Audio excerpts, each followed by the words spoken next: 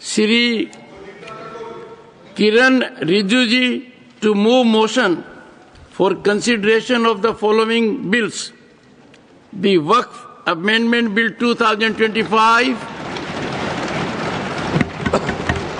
the Mussalman Waqf Relief Bill 2025.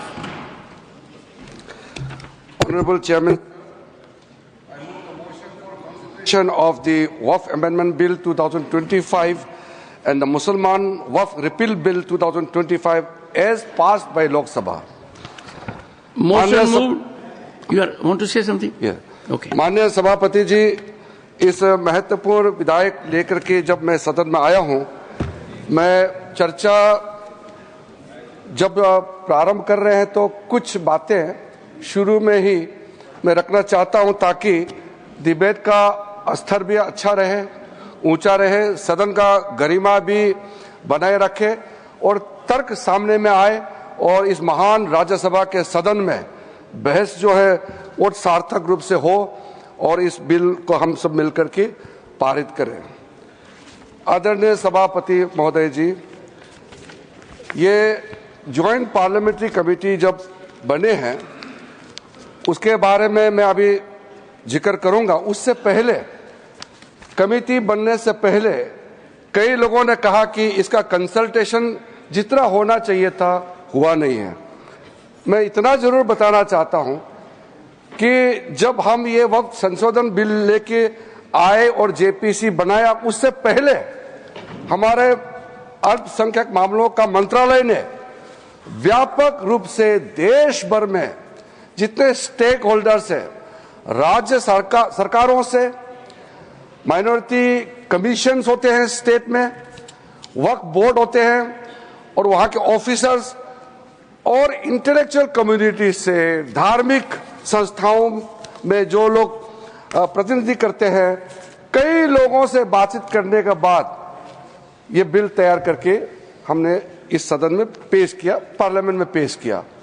फिर उसके बाद में ज्वाइंट कमेटी का गठन हुआ और राज्यसभा और लोकसभा से सदस्य मिलकर के जो काम किया है, मैं सदन पे ऑफिशियली मैं अपना बात को दर्ज करना चाहता हूं कि ये जेपीसी ने जो काम किया है, इससे ज्यादा पूर्व में जितने भी जेपीसी बने हैं, इतना लंबा, इतना व्यापक काम आज तक नहीं हुआ है।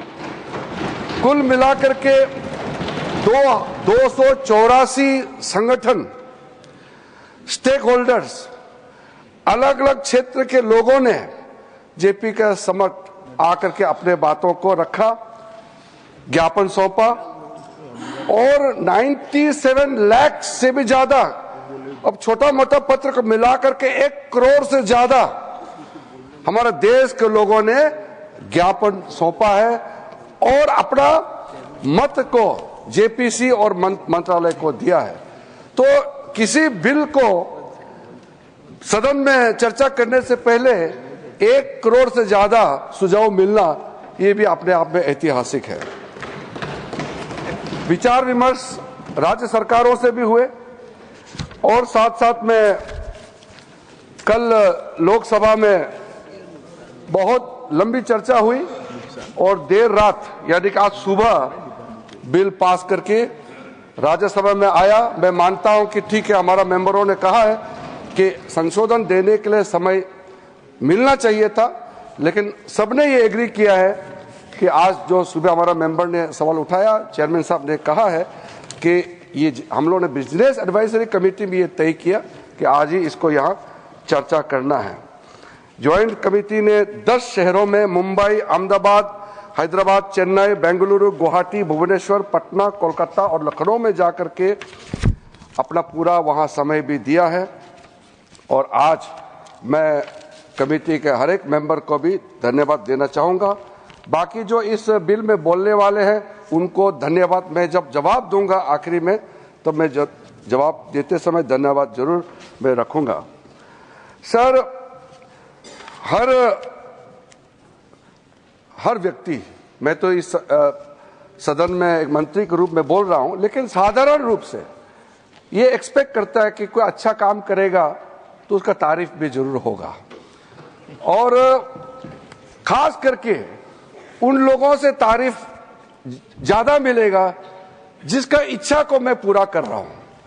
इसलिए सभापति महोदय जी, 1976 में जब वक्फ इंक्वायरी रिपोर्ट को पेश किया गया था, वो कमेटी किसने बनाया था सर? कांग्रेस सरकार ने कमेटी गठन किया, वक्फ इंक्वायरी कमीशन बिठाया। कमीशन ने जब रिपोर्ट पेश किया, बहुत लंबा रिपोर्ट है, मैं जो यहां रेलेवेंट है उसको कोट करता हूं। मिसयूज बाय मुतावलीज and the inquiry committee called out the Mutawalis misusing the authority and power and proposed for steps to be taken to improve the functioning of the Waqf। ये सबसे पहले report आया। उसके बाद में दूसरा जिक्र किया कि इतना केसेस वक्फ प्रॉपर्टी को लेकर के बना हुआ है, लिटिगेशन इतना ज्यादा लंबित है, इसको सरल करने के लिए सरकार को कदम उठाना चाहिए। उसके बाद सचर कमेटी बनी। सचर कमेटी का रिपोर्ट 2006 में पेश किया गया।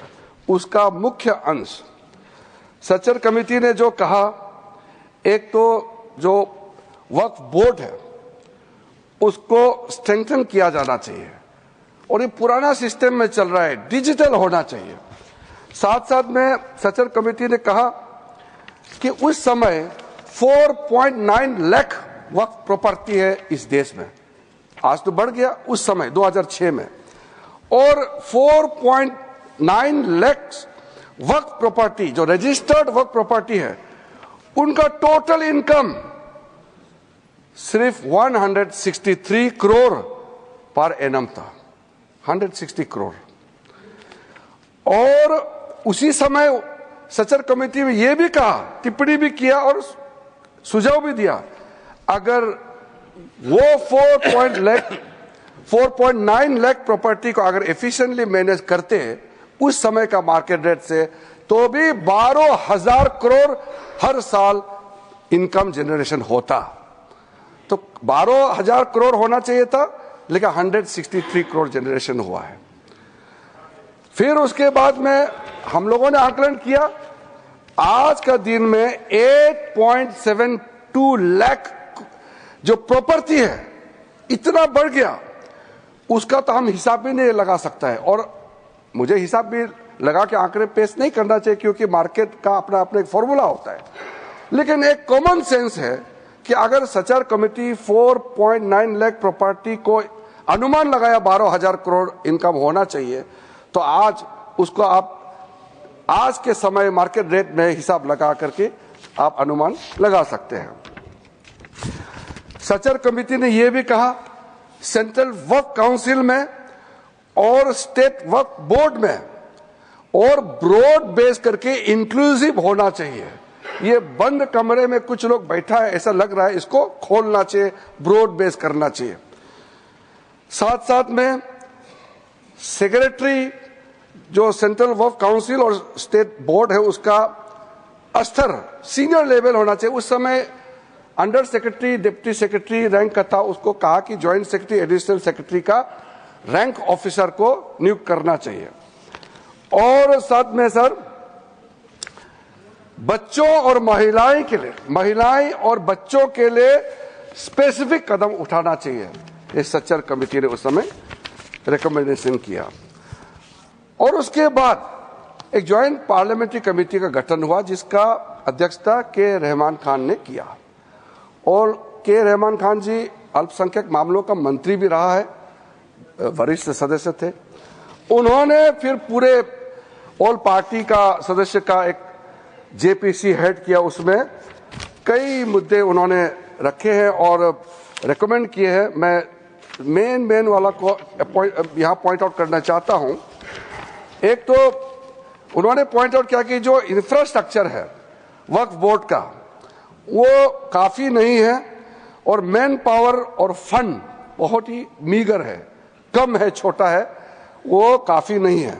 दूसरा कहा कि ऐसा लगता है कि सारा जो झंझट है वो मुतावली पे केंद्रित है, मुतावली को कैसे अपॉइंट करना चाहिए, कैसे हटाना चाहिए, सारा विषय वही केंद्रित है।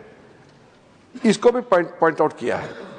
फिर डॉक्यूमेंटेशन के बारे में और सर्वे के बारे में वर्क प्रॉपर्टी और लीगल जो सेटअप होना चाहिए वर्क को लेकर के इसके बारे में भी, कंप्यूटराइजेशन ऑफ वर्क बोर्ड, सेंट्रल डेटा बैंक होना चाहिए, इसका भी उस समय के जेपीसी ने कहा, म्यूटेशंस, रेवेन्यू रिकॉर्ड और to adopt sound and acceptable financial and budgetary practices, इसका भी सुझाव दिया।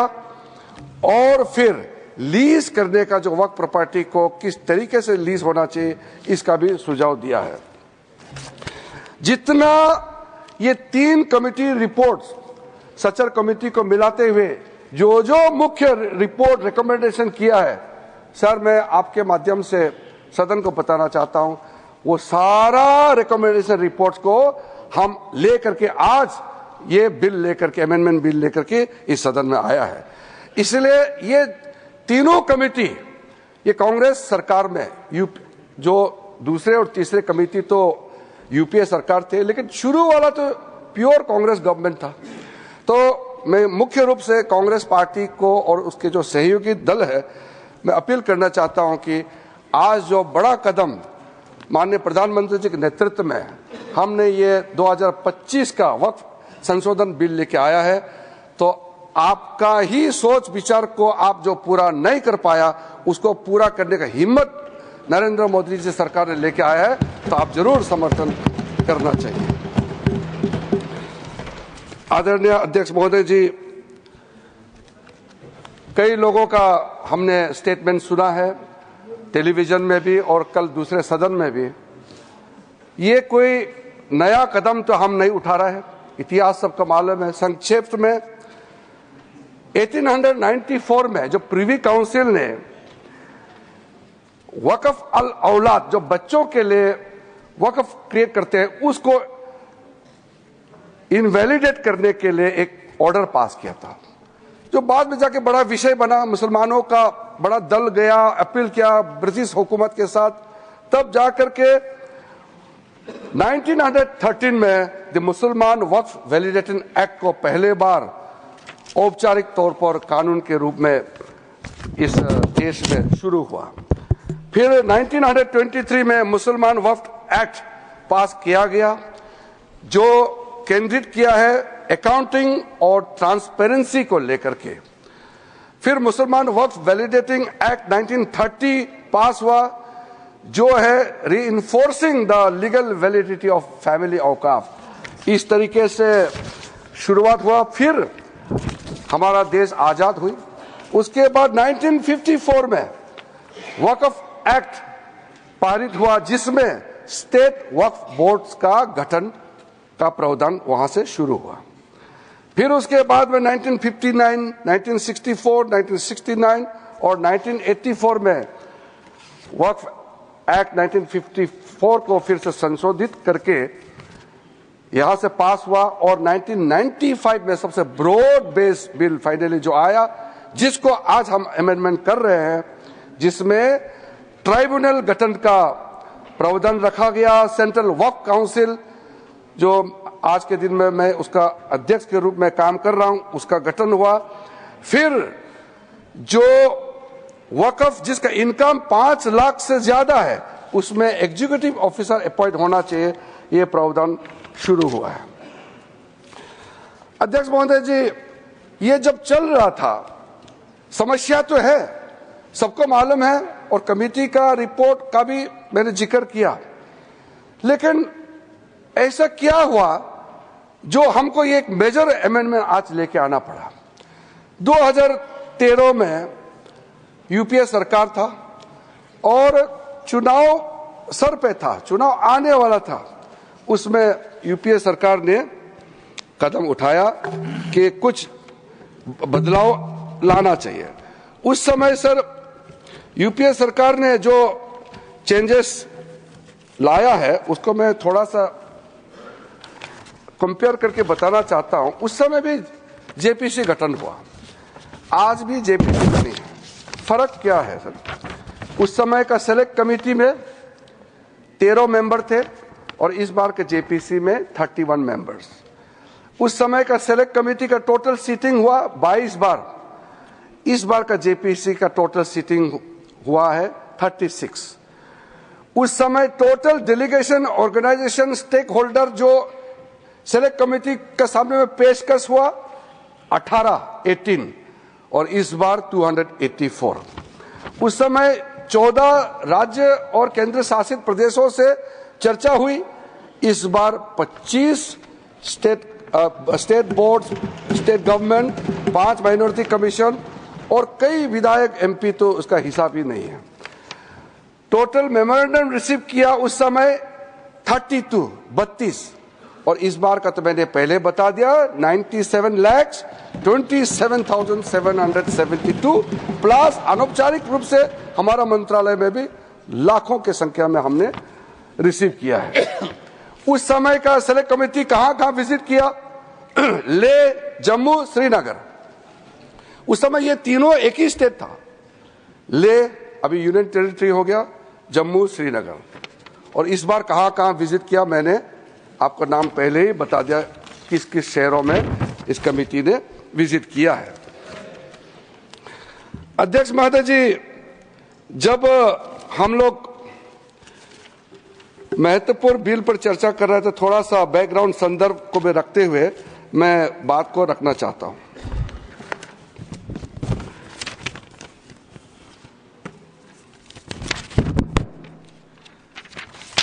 अध्यक्ष महोदय जी, यहां कहा गया है कि हम जो कदम उठा रहे हैं मुसलमानों को नुकसान होगा। कई लोगों ने कहा यह अनकॉन्स्टिट्यूशनल है, गैर कानूनी है और मुसलमानों का हक छीना जा रहा है। अलग अलग तरीके से लोगों ने अपना बात को रखा है। ठीक है, बात रखने का अधिकार है, लेकिन मैं बहुत ही साफ तरीके से ये सारे जो आरोप लगाए हैं उसको मैं खारिज करना चाहता हूं। सर, सबसे पहले ये जो वक्फ प्रॉपर्टी होता है, इसका मैनेजमेंट, इसका क्रिएशन और इसका बेनिफिशियरी ये नॉन मुस्लिम के अलावा कोई और हो, किसी के पास हो ही नहीं सकता है। मुस्लिम के पास ही रहेगा, कोई नॉन मुस्लिम इसमें हस्तक्षेप नहीं कर सकता है। जो वाकिफ होता है वो एक मुसलमान ही होता है और जो औकाफ बन जाता है वो प्रॉपर्टी क्रिएट हो जाता है, उसको मैनेजमेंट कौन करता है? मुतावाली, वो भी मुसलमान ही होना पड़ता है। और किसके लिए वक्फ क्रिएट करता है? 3 पर्पस के लिए, धार्मिक रिलीजियस पर्पस, अच्छा काम के लिए, पायस भगवान के नाम में, अल्लाह के नाम में, और चैरिटेबल भला के लिए, बच्चों के लिए, महिलाओं के लिए, गरीबों के लिए, तो वो मुस्लिम ही होगा। तो यहां यह सवाल ही नहीं उठता है कि नॉन मुस्लिम, मुस्लिम धार्मिक भावना और धार्मिक व्यवस्था या वे किसी भी तरीके से मुस्लिम प्रॉपर्टी में, मैनेजमेंट में नॉन मुस्लिम हस्तक्षेप कर रहा है, यह सवाल ही नहीं उठता है। तो इसलिए मैं बहुत क्लियर करना चाहता हूं, ताकि हमारा जब डिबेट का जब सिलसिला शुरू होगा तो सुझाव हमको चाहिए कि वक्फ मैनेजमेंट में, प्रॉपर्टी मैनेजमेंट में वक्फ बोर्ड को और ताकत बनाने में क्या क्या और काम करना चाहिए, ये सुझाव हमारे माननीय सदस्यों से मिल सके। जो इंसान, जो मुसलमान अपना प्रॉपर्टी को ट्रस्ट के माध्यम से अगर चलाना चाहता है वो चला सकता है, उसके लिए कोई बंधन नहीं है। वक्फ एक्ट के अंदर में ये पूरा छूट दिया गया है। अगर आप वक्फ बोर्ड के माध्यम से चलाना चाहते हैं आपको पूरा इसके लिए इजाजत है। तो चैरिटी कमिश्नर जितना ट्रस्ट प्रॉपर्टीज को देखते हैं, निगरानी करते हैं, व्यवस्था को चेक करता है, उसी प्रकार से वक्फ बोर्ड जो है वक्फ प्रॉपर्टी को सही तरीके से चला रहा है कि नहीं, ये निगरानी करने के लिए वक्फ बोर्ड बनाया गया है। वो वक्फ प्रॉपर्टी को चलाने के लिए नहीं है।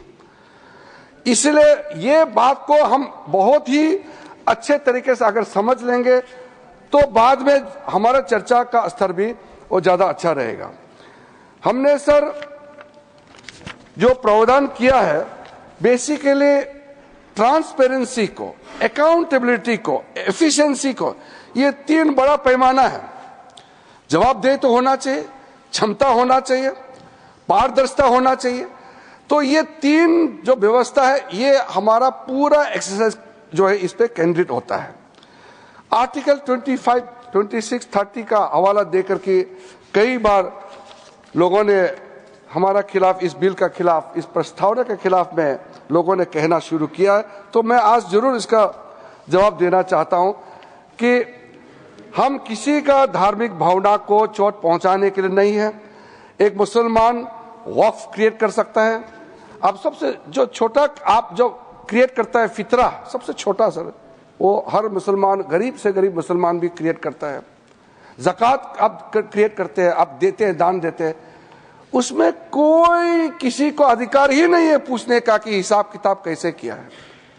ये आपका अंदर का बात है, आपका फेथ है, इसमें हम हस्तक्षेप कैसे कर सकते हैं। इसलिए बिल्कुल ये बात आप बिल्कुल मत बोलिएगा अपना बात रखते समय कि सरकार या कोई गैर मुसलमान के जो कामकाज में उसका तौर तरीके में हस्तक्षेप कर रहा है, ये मत बोलिएगा। वैसे तो कोर्ट केसेस बहुत है, मैंने दूसरे सदन में भी कोर्ट करके बताया, यहां मैं फिर से इसको दोहराना चाहता हूं ताकि कोर्ट ने क्या रूलिंग दिया है वो भी क्लियर हो जाए। सैयद फजल पुकाया तंगाल वर्सेस यूनियन ऑफ इंडिया में केरला हाईकोर्ट ने जो ऑब्जर्वेशन और ऑर्डर पास किया, उसमें कहा गया है, high court, the Waqf board is a statutory body, pure and simple. It is not a representative body of the Muslim community. Waqf property है। इसलिए कोर्ट का जजमेंट बहुत साफ साफ हमारे सामने में दिखाई देता है। इलाहाबाद हाई कोर्ट का जजमेंट है, Hafiz Mohammad Zafar Ahmad versus UP central Sunni board of Waqf. क्या कहा गया है उसमें? High court, a mutawali's right is purely a right of management of the property and is not a proprietary right. The duties of a mutawali are purely of a secular character. His duties are not of a religious character. इसलिए मुतावालिस को ऊपर में निगरानी रखने के लिए वक्फ board बनाया गया है। Tilakayat Shri Govind Lalji Maharaj versus state of Rajasthan, उसमें कहा गया है, मैं कोट करता हूं, right to manage the properties of the temple is purely a secular matter and can not be regarded as a religious practice. Property का मैनेजमेंट के बारे में इतना क्लियर कोर्ट ने कहा है, कई केसेस है, मैं बहुत कम आपके सामने में साइट कर रहा हूं। अब मैं 2013 के बारे में आपको बताया, अब उसको थोड़ा सा अंदर घुस के आपको बताऊंगा और आपको भी सुन करके लगेगा कि आज कितना जरूरी था आज जो संशोधन बिल लेकर के हम यहां आया है। 2013 में ये जो कमेटी वगैरह जब बनाया, 5 मार्च 2014 में कमेटी 13 में गठन हुआ और पारित हुआ दोनों सदनों में। फिर 2014 5 मार्च को, यानी कि 25 दिन पहले इलेक्शन एकदम नोटिफाई होकर के कोड ऑफ कंडक्ट लगने ही वाला है, तब हनन फनन में उस समय का यूपीए सरकार ने देश का राजधानी दिल्ली के अंदर में सबसे प्राइम प्रॉपर्टी 123 प्राइम प्रॉपर्टी को डी नोटिफाई करके दिल्ली वक्फ बोर्ड को सौंप दिया है। ये प्रॉपर्टी किस मिनिस्ट्री में आता था? Housing and urban affairs ministry का अंदर में आता है।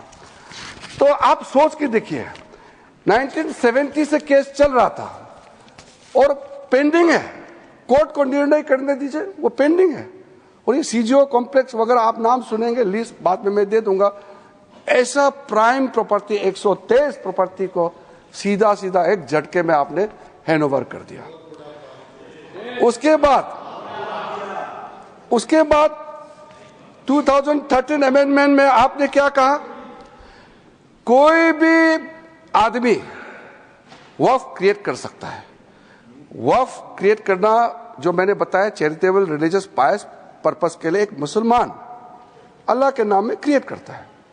अब उसको बदल करके यूपीए सरकार ने ये कह दिया कि कोई भी आदमी वक्फ क्रिएट कर सकता है। तो हमने इसको चेंज करके पुराना 1995 का प्रावधान के साथ मिला करके साथ साथ हमने ये कहा, now in the proposed amendment only persons practising Islam for more than 5 years can dedicate waqf. ये हमने क्लियर कर दिया है ताकि इसमें कोई डाउट का कोई गुंजाइश ना हो कि वक्फ क्रिएट कौन कर सकता है। उस समय वक्फ बोर्ड में एक मुसलमान का अंदर में भी कई सेक्ट है, सुन्नी है, शिया है, आगा खानी से, दाऊदी बोरा से, पसमंदा है, बहुत लोग हैं। लेकिन यूपीए सरकार ने कह दिया, हाँ ये डिस्प्यूट करते हैं कई लोग, ये तो दरगाह वाले भी कहते हैं कि कुछ लोग कहते हैं कि तुम लोग मुसलमान ही नहीं है। इस तरह का क्लेम पे मत जाइए। क्लेम यहां इस्लाम का स्कॉलर भी बहुत होगा, जानकारी लोग भी बहुत है, लेकिन मैं ये नहीं कह रहा हूं कि आप जो कह रहे हैं मैं जो कह रहा हूं वो सत्य है। मैं क्लेम के बारे में बता रहा हूं कि लोग कहते हैं कि ये मुसलमान नहीं है या ये इस ग्रुप में है, उस ग्रुप में है। मैं यहां डेफिनेशन देने नहीं जा रहा हूं। हम सिर्फ ये कह रहे हैं कि हमने जो नया प्रावधान लेके आया उसमें हर वक्फ बोर्ड में मुसलमानों में जो रिकॉग्नाइज्ड सेक्ट है सब मिलकर के वक्फ बनेगा। उसमें सुन्नी भी होगा, शिया भी होगा और जितने बाकी जो पिछड़े वर्ग है वो भी वक्फ बोर्ड में मेंबर होगा, ताकि सबका इंटरेस्ट का ख्याल रखा जा सकता है। इसमें तो किसी का आपत्ति होने का कोई सवाल ही नहीं होना चाहिए। हम इतना इंक्लूसिव बना रहे हैं। उसके बाद सर, सेंट्रल वक्फ काउंसिल में जो हमने प्रावधान रखा है, ताकि आप भी अच्छा लगे कि हमने कितना आपका पुराने रिकमेंडेशन को ध्यान में रखते हुए प्रावधान रखा है। Out of 22 members in the central Waqf council, not more than 4 will be non-Muslims, including ex officio members, in that case the Minister of Minority Affairs. There will be 3 members of parliament. अब member of parliament तो किसी के धर्म हो सकता है, ये नहीं कहना कि ये इस जाति का एमपी है इसलिए ये मेंबर नहीं हो सकता है। 3 members of parliament, 10 members from Muslim community, 2 former judges from the Supreme Court or High Court, 1 advocate of national eminence, 4 persons of national eminence from various fields, an additional secretary or joint secretary to the government of India dealing with Waqf matter. जो ministry में concern officer है वही हो सकता है।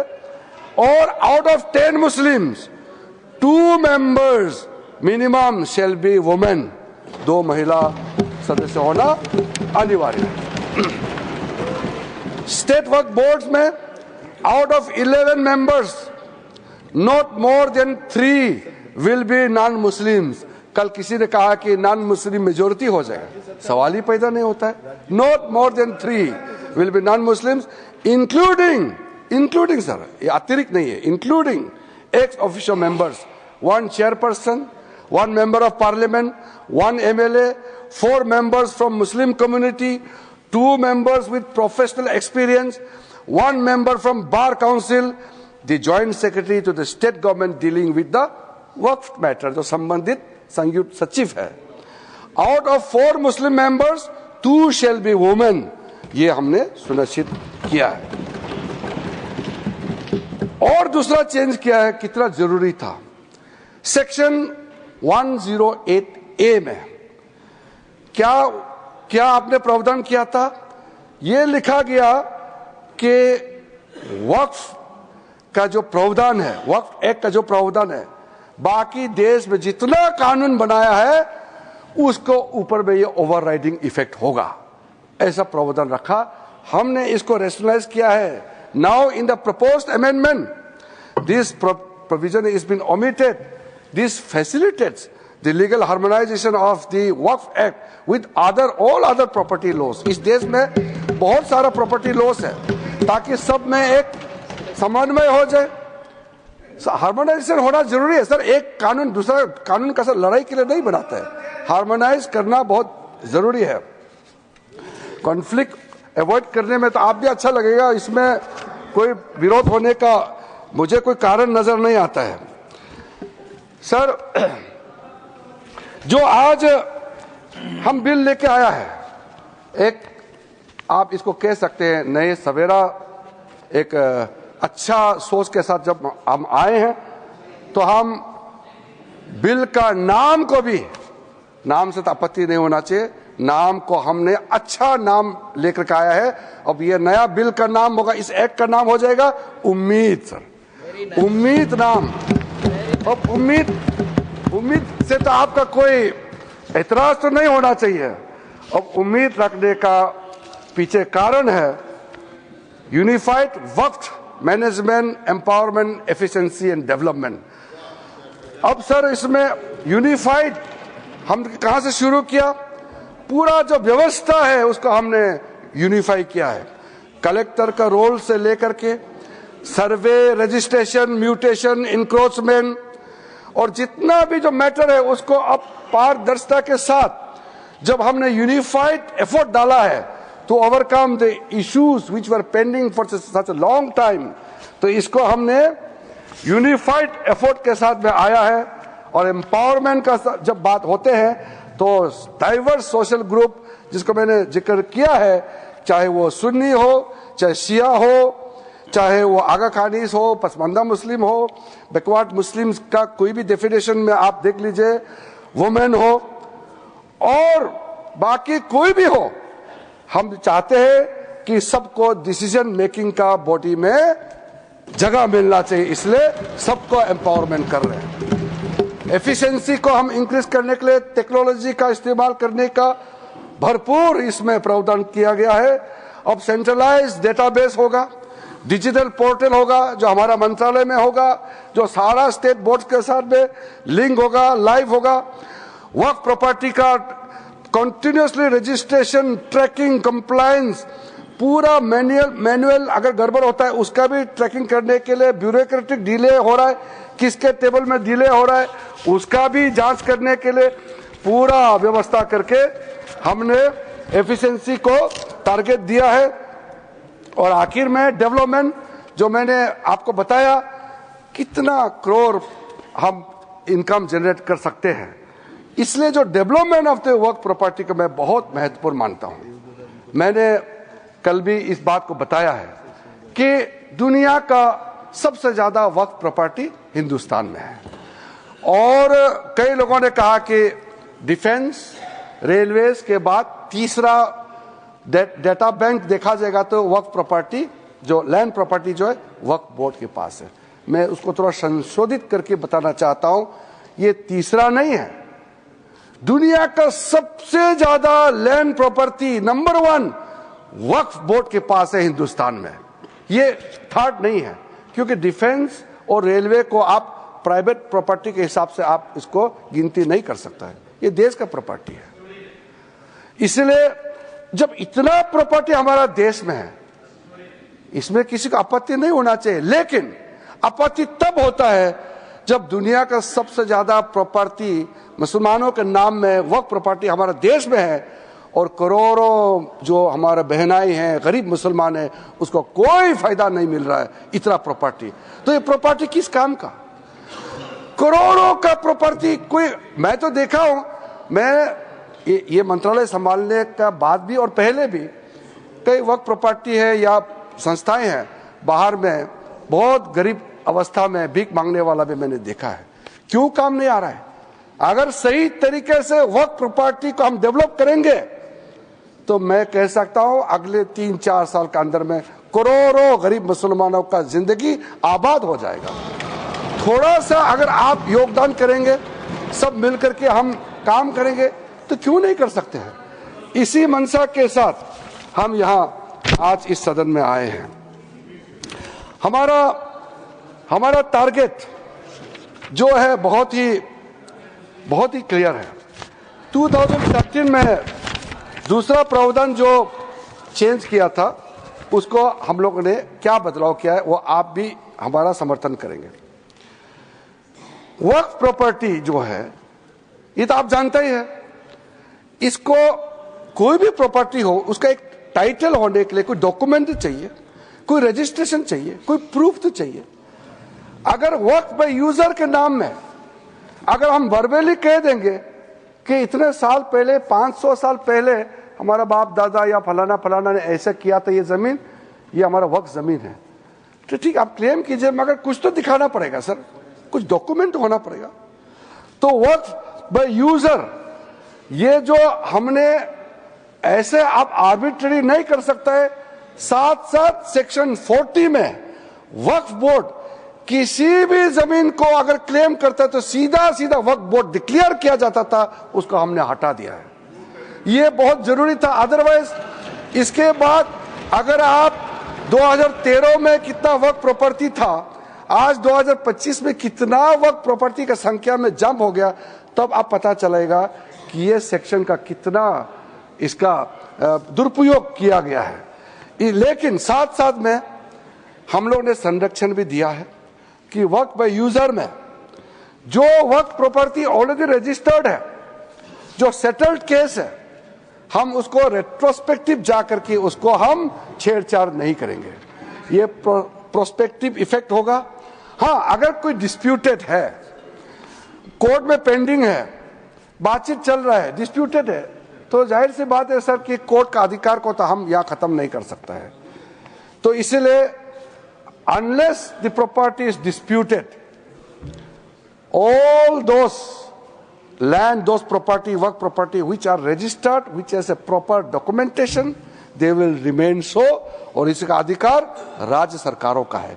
Land is a state subject, तो भारत सरकार, केंद्र सरकार तो कुछ कर नहीं सकता है, वो राज्य सरकार को ही अथॉरिटी दिया है।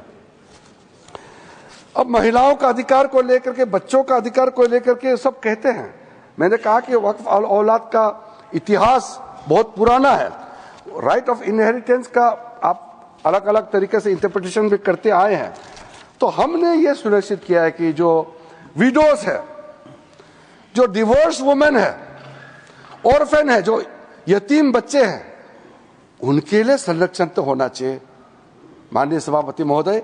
तो हमने ये प्रावधान किया है कि जो प्रॉपर्टी मेरा है, अगर मैं एक मुसलमान हूं, मैं वक्फ क्रिएट करना चाहता हूं, लेकिन मैं उसी प्रॉपर्टी को ही वक्फ कर सकता हूं जो मेरा अधिकार है। साथ साथ उस प्रॉपर्टी में जो महिला का अधिकार है उसको मैं छेड़छाड़ नहीं कर सकता हूं। महिला का अधिकार को सुरक्षित रख करके ही मैं अपना मर्जी से मेरा जो अधिकार है उसको हम वक्फ क्रिएट कर सकता है, ताकि कोई महिला ऐसा ना हो कि परिवार में इतना प्रॉपर्टी है लेकिन उसको कोई उसका अधिकार ही ना हो। तो ये सुनिश्चित करना बहुत जरूरी है। इस 21वीं सदी में इतना प्रोग्रेसिव थिंकिंग तो सब कोई होगा। मैं आपको नहीं कह रहा हूं कि आपका ऐसा सोच नहीं है, हम लोग सब एक समानता सोच के साथ आगे बढ़ रहे हैं। 2 मेजर अमेंडमेंट हम जो लेके आया है उसमें भी मैं मानता हूं आप समर्थन करेंगे। एनी मॉन्यूमेंट्स, कई मॉन्यूमेंट्स हमारे देश में protected areas under ancient monuments preservation act 1904 और ancient monuments and archaeological sites and remains act 1958 declared as work properties under this act or under any previous act shall be void। कोई हमारा archaeological site जो हमारा राष्ट्र का property है, इसको आप छेड़खानी नहीं कर सकता है। दूसरा, हमारा देश में करोड़ों आदिवासी शेड्यूल्ड ट्राइब्स, हम लोग सब मानते हैं कि इंडिजिनियस जो शेड्यूल्ड ट्राइब होते हैं उसका संरक्षण होना चाहिए।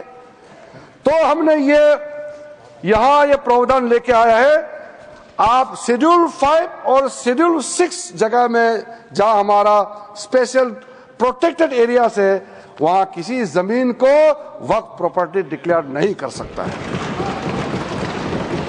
ये सेक्शन 4 क्लॉज 4 सेक्शन 3E में हमने प्रावधान रखा है। मैं मानता हूं कि हमारा देश में जितने आदिवासी भाई बहन हैं उनके लिए आदरणीय मोदी जी का तरफ से और हम सब का तरफ से ये बड़ा सौगात होगा। सर, ट्राइब्यूनल में हमने कुछ बदलाव किया है। हमारा जॉइंट पार्लियामेंट्री कमेटी का भी सुझाव आया था।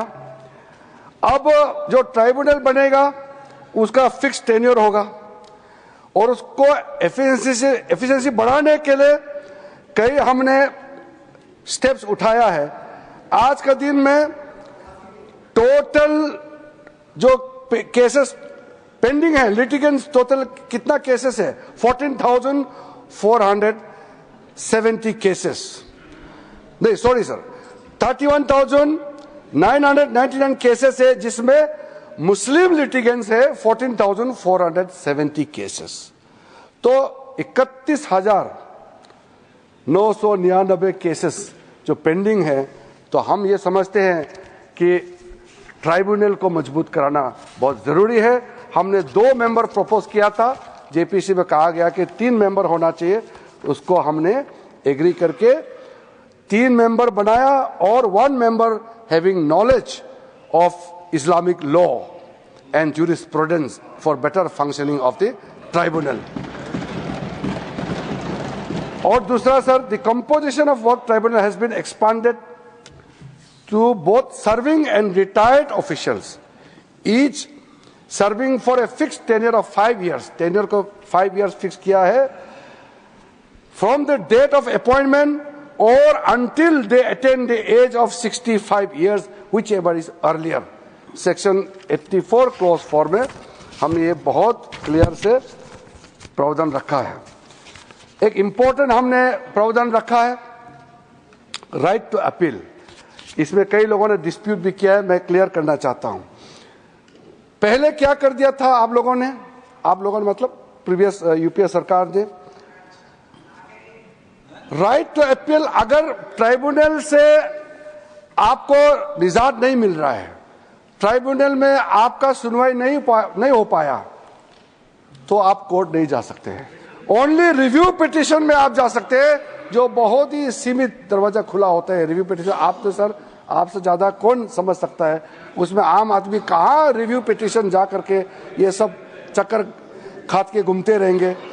इसलिए हम ये मानते हैं कि right to appeal must be the substantive right, इसलिए हमने ये दरवाजा खोल दिया है। अगर ट्राइब्यूनल में आपको आपका हक नहीं मिला तो आप अपील कर सकते हैं, सिविल रिट आपका अपील करके किसी भी जगह में आपको जाने के लिए क्यों रोका जाना चाहिए। इसलिए हम ये मानते हैं कि जब हम ये अपील प्रोविजन रखा है तो ट्राइब्यूनल भी जल्दी जल्दी काम करेगा, कोर्ट भी जल्दी जल्दी काम करेगा, लोगों को भी जल्दी जल्दी न्याय मिलेगा, कहीं किसी का हमने दरवाजा बंद नहीं किया है। एनुअल कंट्रीब्यूशन जो आप देते हैं मुतावलिस, आप चिंता मत कीजिए, ये बहुत सोच समझ करके फैसला किया है, इससे कोई समस्या खड़ा नहीं होगा। वक्फ इंस्टीट्यूशन का जो कंट्रीब्यूशन है बोर्ड को देना होता है, पहले 7% होता था, हमने उसको घटा करके 5% कर दिया, ताकि ज्यादा पैसा आप गरीबों के लिए इस्तेमाल कर सके, बच्चों के लिए इस्तेमाल कर सके। आप काहे का बोर्ड को इतना पैसा देंगे, इसलिए हमने घटा करके वेलफेयर पर्पस में ज्यादा खर्चा करें, इसलिए इसको हमने सीलिंग कर दिया है। सर, लिमिटेशन एक्ट, आप तो जानते हैं लिमिटेशन एक्ट अगर लागू नहीं होगा तो फिर कहां तक जाएगा, कोई सीमा तय कैसे होगा।